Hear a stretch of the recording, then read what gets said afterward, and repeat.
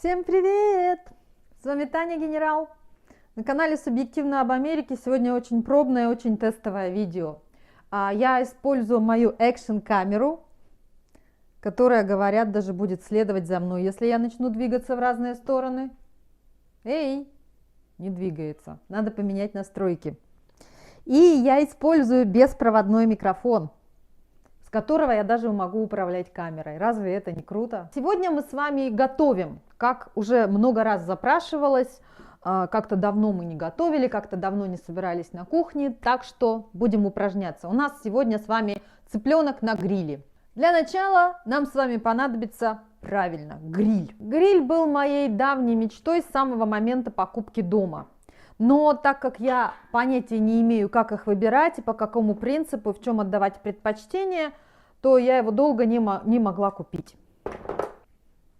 Вот такая вот очень незамысловатая конструкция, кухонный гриль, который называется smokeless, и за счет того, что в нем нет никакого дыма, он именно этим и прекрасен. Это было мое решение, это был мой такой своеобразный подарок самой себе. Здесь вот так вот наливается внутрь вода.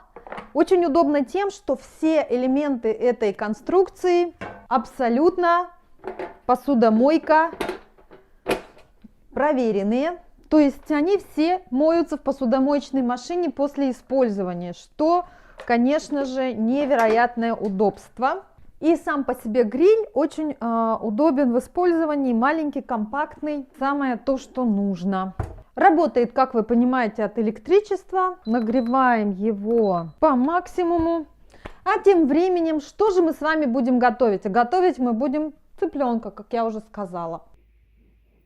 Цыпленок предварительно замаринован с использованием вот таких вот смесей трав, немножко соли, пол чайной ложки масла кунжута, чайная ложка авокадового масла, куркума, муха не входила в рецепт, и чесночок. И вот так все это в мисочке замариновали и оставили в холодильнике до лучших времен. Цыпленок был замаринован вчера вечером, оставлен на ночь в закрытом контейнере. Сегодня примерно выглядит вот так. Но так как нам с вами понадобится еще какой-нибудь гарнир, сделаем под это дело сладкую картошку. Когда я спрашивала вас об интересующей теме на сегодняшнее видео на кухне, очень многие писали о том, что интересно об отношении американских женщин к красоте, к уходу за собой. Поэтому я немножечко на эту тему сейчас почирикаю, пока тут на кухне хлопочу. Для начала, конечно же, хочу вам сразу объявить, что в Америке женщины давно уже положили на свой внешний вид, и их феминизм давно уже убил всякую женственность. На это жалуются все, это общепризнанный факт, и это самое первое, что приводит в шок. Здесь никто никогда не будет тратить время и убиваться ради того, чтобы поразить кого-то. Если им комфортно и хорошо в пижамных штанах, то в пижамных штанах они и будут ходить. Самая распространенная униформа американских женщин, даже если они не имеют никакого отношения к спорту, это спортивная одежда. Лосины, летом шорты, спортивные бра, топы, либо майки на лямочках, либо футболки. В зимнее время это какие-то закрытые толстовки. Все это облегающее, все это ярких цветов, менее ярких цветов, в зависимости от предпочтений и вкуса владелицы. И это вполне себе подходящая одежда для всех случаев жизни в течение их повседневной жизни. В магазин в этом ходить, в библиотеку. Кто тут ходит в библиотеку? Что я собираю? Куда угодно так можно ходить, это приемлемая одежда. Наряду с этим, вместе со спортивной одеждой, у нее может быть сумка. Я не очень большой знаток, насколько они настоящие, но эти сумки, которые, знаете, с логотипами Луи Виттона, какой-нибудь Шанель, то есть сумка явно выглядящая в форме, держащая форму в чемоданчике, Не какая-то вам спортивная такая просто сумка через плечо или мессенджер или что-то такое. Это реальная сумка. При этом, да, наряду со спортивной одеждой носятся все украшения. Гриль наш тут греется.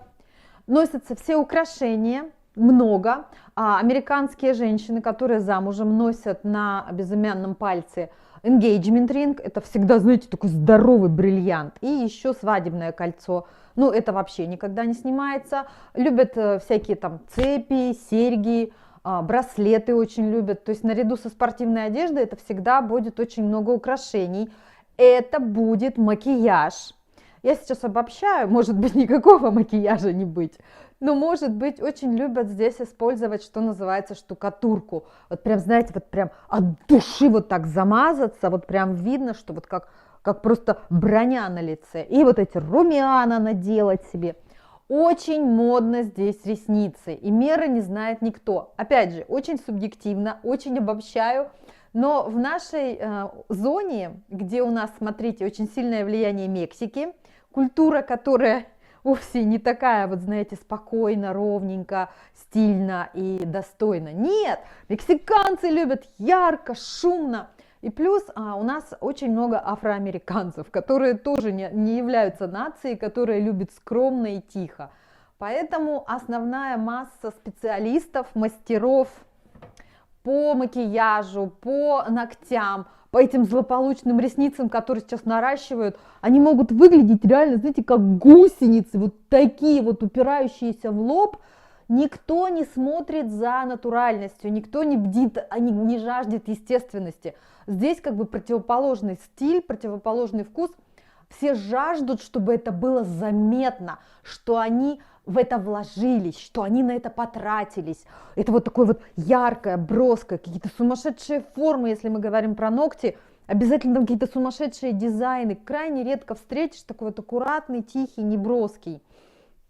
Это первое. Второе, конечно, при высокой стоимости всех услуг по красоте очень небрежное качество. И уже много раз снимала на эту тему видео, много раз жаловалась на плохих парикмахеров местных, на плохой класс и уровень, как здесь делают маникюр и педикюр, это вообще адский трындец.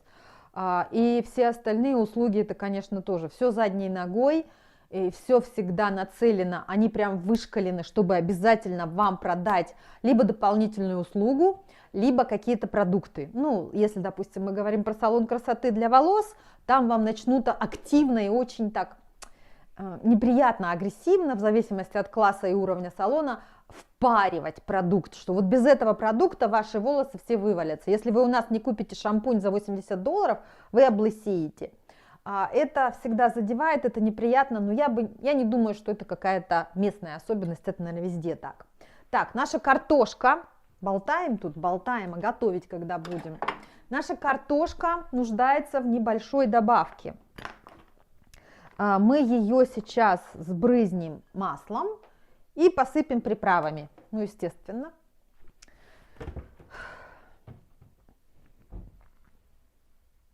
На какое масло у нас сегодня упадет глаз? Да, у нас сегодня упадет глаз на масло белого трюфеля. Напоминаю вам, что спонсором всех этих выпусков является бессменный поставщик товаров для красоты и здоровья iHerb, который нам с вами не дает скучать и поставляет все продукты. У меня с iHerb партнерская программа, и вы по моей ссылке всегда можете получить скидку. Вот такая соль уже с петрушкой. Плохо разве? По-моему, хорошо. Сладкий картофель по консистенции гораздо плотнее, чем курица, поэтому будьте осторожны. Наблюдайте внимательно за толщиной ломтиков. Гриль наш уже нагрелся. Начинаем с курицы. Я здесь. Я здесь.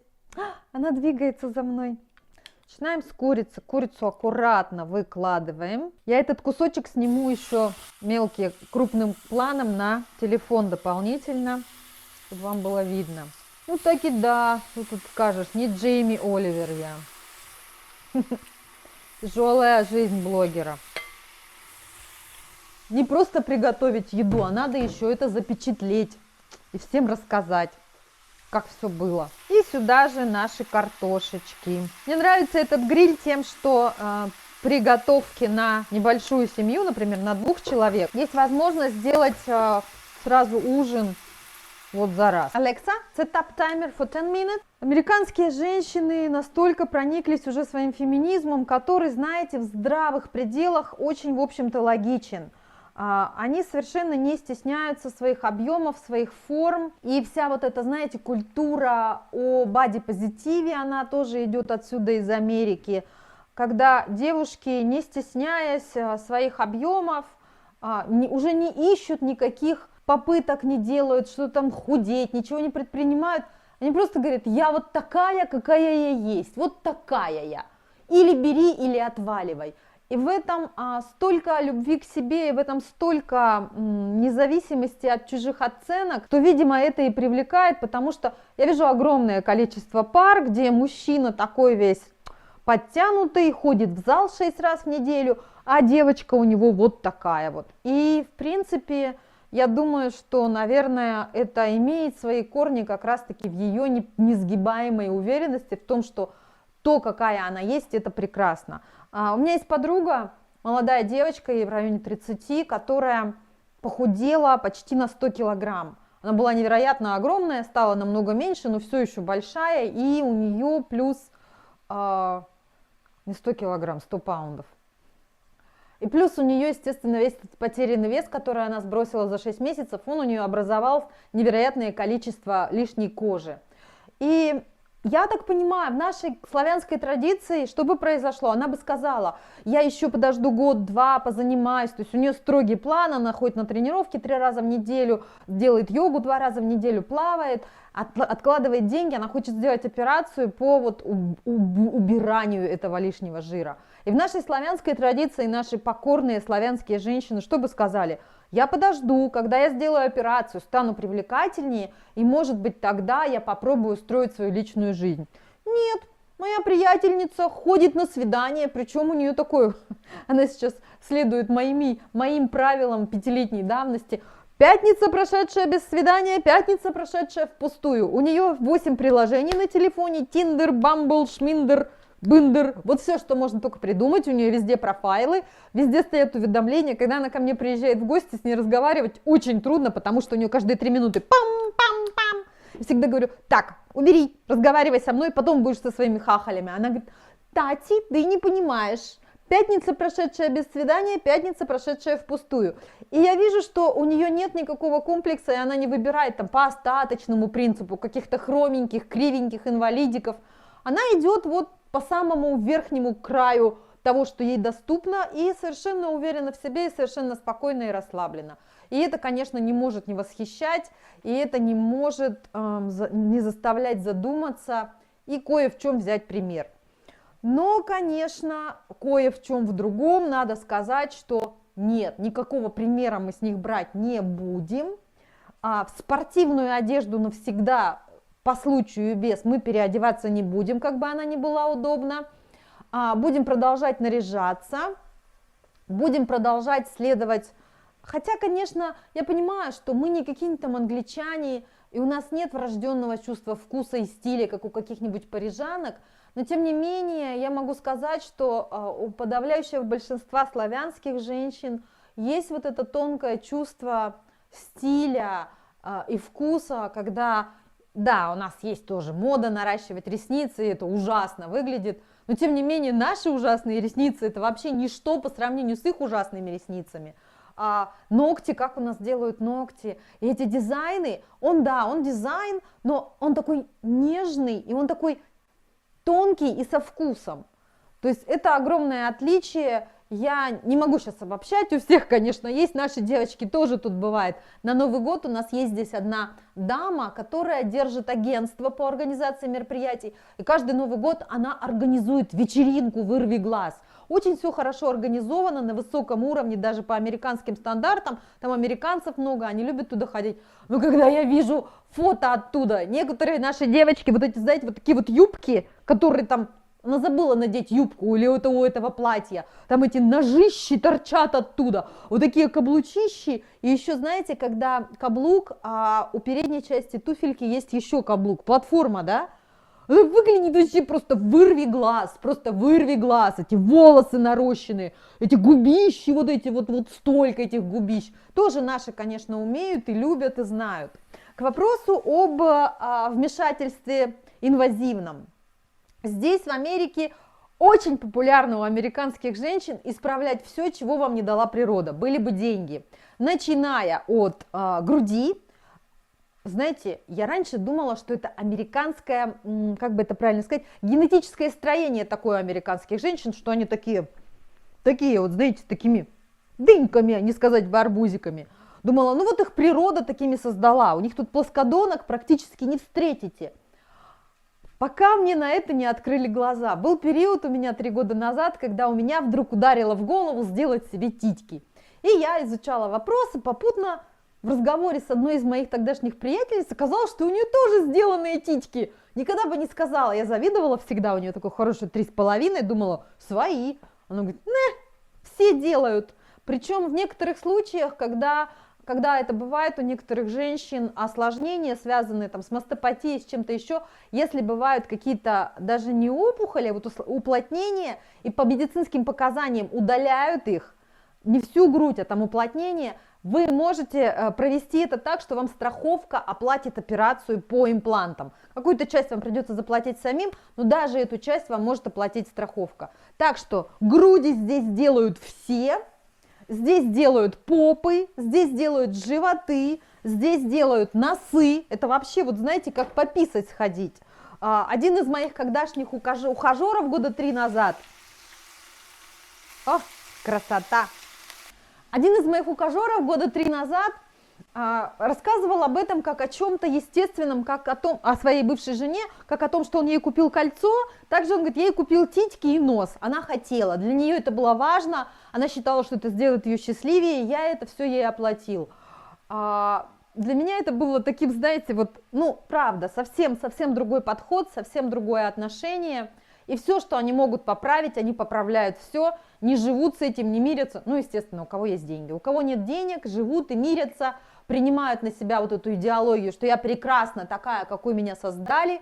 Очень высокое самомнение. Каждая американская женщина воспитывается с рождения в понимании и представлении о том, что она принцесса. У нас ведь как в российской, в славянской культуре? Над мальчиком молятся и трясутся, он подарочек. А девочка будущая хозяйка, будущая мать, позаботься о своем брате. Здесь абсолютно наоборот. Мальчику строго, мальчика могут там припрягать, помогать, позаботиться о сестре. А девочка вот просто такая, ты звезда, ты принцесса, какая бы она ни была, что бы она ни делала. И вот так вот. И такими они вырастают принцессами, им все должны. Это звучит немножко как бы странно, но им действительно они себя так ведут, как будто им все должны. И, соответственно, они все и получают. Я много раз уже рассказывала об этих всех историях. На кухне американскую женщину вы застанете крайне редко. И это будет сделано как, это вот, ну, подарок. Мужчины готовят, мужчины заботятся о детях, мужчины выгуливают собак, мужчины убираются дома, мужчины ходят на работу. А женщины, обобщаю сейчас, все разные, очень много всяких разных. А женщины, если она делает карьеру, все, после работы она может пойти с подругами на мероприятие. Сейчас, конечно, далеко не уйдешь, дальше, чем в Zoom. Но, тем не менее, американские женщины, такие женщины, нам у них есть чему поучиться. Что касается волос, это действительно правда. Я помню, очень много мне писали, в очень оскорбительной форме, обзывали меня лесбиянкой, говорили, что именно поэтому я себе мужика не могу найти. Короткие стрижки здесь не популярны. И это правда. И я стала для себя вести свою собственную статистику. Все короткие стрижки, встреченные мной в Америке, это не американки. 100-500 миллионов процентов. Даже моя подруга Линда, да, она американка, она родилась в Америке, она жила очень долго за границей, она жила очень долго в Европе, оттуда ее короткая стрижка. Ее предыдущие фото, старые давние фото, у нее такая вот корешечка. не носят здесь короткие стрижки, у них вот это вот волосы, это признак женственности, это признак, это их достижения. При всем при том, что в подавляющем большинстве времени они эти волосы носят в виде этого ужасного, вот этого смятого пучка, даже не расчесанные волосы, вот так берутся, собираются в смятый пучок и вот этими выпадающими прядями в большинстве времени. Мы же тут готовим, заболталась с вами. Переворачиваем. Сделаю сейчас кадр крупным планом, чтобы было видно всем желающим, что мы тут делаем. Вообще очень надеюсь, что у меня там хоть что-то записывается, потому что второй раз я этого цыпленка жарить не поставлю, если тут что-то не запишется. Картошечка выглядит хорошо. И последний момент об американских женщинах и отношении их к заботе о себе. Это вопрос об одежде в домашних условиях. Домашняя одежда у американских женщин чаще всего, домашняя одежда, если это не спортивная одежда, в которой они проводят время с утра до ночи, то это бесформенные мужские футболки. Да, такие футболки продаются в каждом магазине, как футболки для сна. Особенно еще, знаете, такие длинные.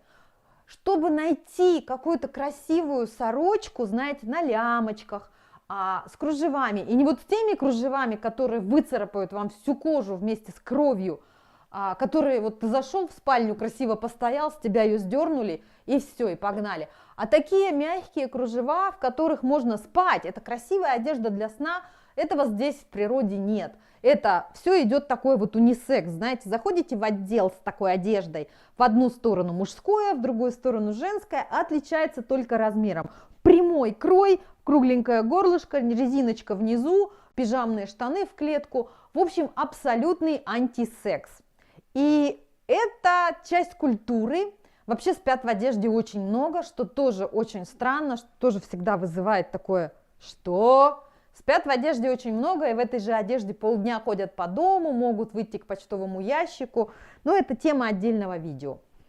Еда, собственно говоря, готова. Мне уже время собираться на спорт. Спасибо, что посмотрели. Я надеюсь, что вообще хоть что-то получилось. Цыпленок получился с маслом белого трюфеля и сладким картофелем. Ну, в общем, не знаю. Вот такое пробное видео. Пожалуйста, оцените, пожалуйста, поставьте вашу оценку. Скажите, чего не хватало, чего добавить, чего убавить. Ну и, как обычно, далеко не уходите. Впереди еще очень много интересного. Пока-пока. И вы знаете, что я теперь камеру могу выключать, не подходя к ней. 1, 2, 3. Ну и главное правило любой стратегии, любой диеты – это быть последовательным и следовать все время, и быть готовым. Вот такая вот быстрая вкусная еда. К ней пойдут еще какие-нибудь овощи. И может быть немножечко чатни. Это манговый индийский соус со специями. И эта курочка с картошечкой за милый мой насытит нас как минимум пару раз в ближайшие дни. Ням-ням-ням.